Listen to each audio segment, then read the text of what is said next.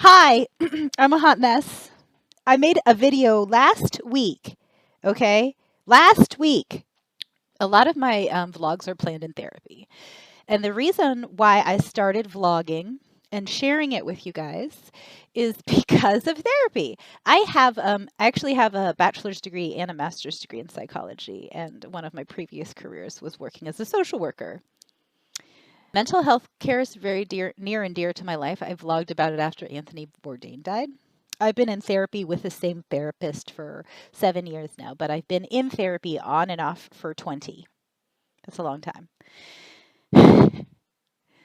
What happens is that I get an idea in my head, I'm processing something, I'm working something out that I'm having difficulty with or struggling with.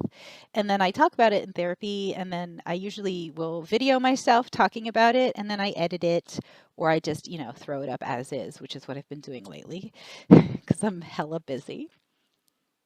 I feel like it's important because a lot of times in the world, people share their successes when they've gotten to whatever they perceive as a destination where they want it to be, but they don't share the process. And I think it's really important to talk about the process, because how do you understand how to get someplace if nobody ever tells you how they did it? Exactly. I have started doing nude and pinup modeling, and those pictures are available on my Patreon. I'm going to release like 6 or 7 pictures every 7 to 10 days. I can't say it's going to exactly be every 7 days because I have a crazy, insane life and I'm busy a lot and things come up.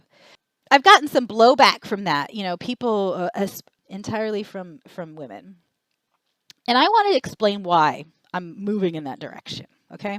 So I have a long history of sexual assault and molestation. I think the first time I was molested, I was 4 or 5 years old. And it's happened again. It happened frequently throughout my life at about 7-year intervals. Ever since I can remember, my sexuality has been like a tool that I used to keep myself safe, to gain access to resources, to protect myself from abuse.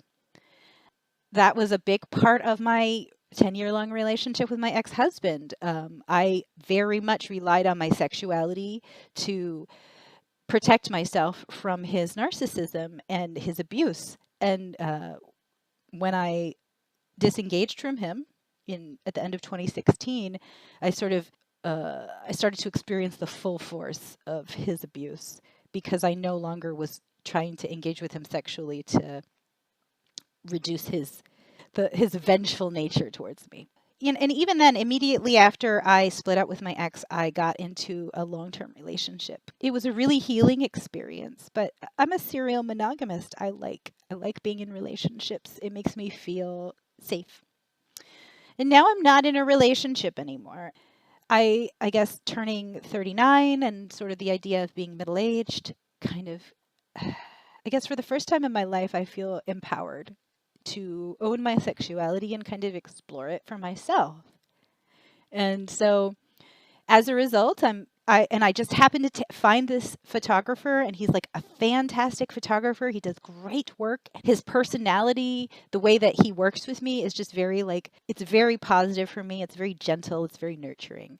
So I really like it. And I figured, why not share it with you guys? Because I think it's important when you talk about recovery from sexual assault and abuse.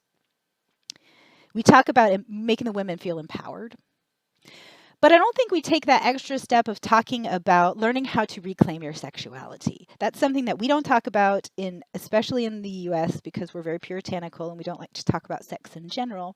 But it's really essential for a rape victim, for a person that was molested as a child, for a person that was raped as an adult, for a person that suffered through an abusive power and control relationship, to relate to themselves and reclaim their sexuality for themselves. Fall in love with yourself.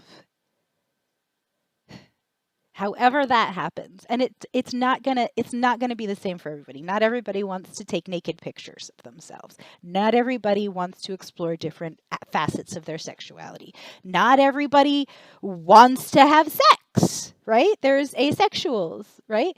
So it's very individual. It's depending on what you need and what your previous experience was. But I don't think it's okay to just discount the extra step of reclaiming your sexuality for yourself and feeling empowered and beautiful and falling in love with yourself again. Because ultimately, that's the person that you need to fall in love with, not anybody else. Nobody else deserves your love more than you. And if you are wasting your time or your energy or your tears trying to make someone else love you, take a step back, bitch. Look in the mirror. That person is desperately needing your love, not this other person that is ignoring you, hurting you, or abusing you. That person needs your love. Love yourself first. And however that happens, you need to do it. Take yourself on dates. It's not okay to say this, but fucking treat yourself sometimes, okay? Learn how to love yourself. I'm really amped about this. It's a big part of my, I guess this is the part of my healing journey right now that I'm on. So, if you want to come join me, that's great. Let's do this. If you don't like it, that's cool too. It's not for you, and you don't have to participate. But I'm gonna definitely question if you actively need to let me know how much you don't like it, because that's I don't care. Like, thanks for sharing your opinion, but that's not going to change what I do. Okay, I've rambled on for long enough. Thank you for listening to me. Thank you for following me. And yeah, make sure to get on the Patreon if you want to see those pictures and participate in that community. Thank you. Bye.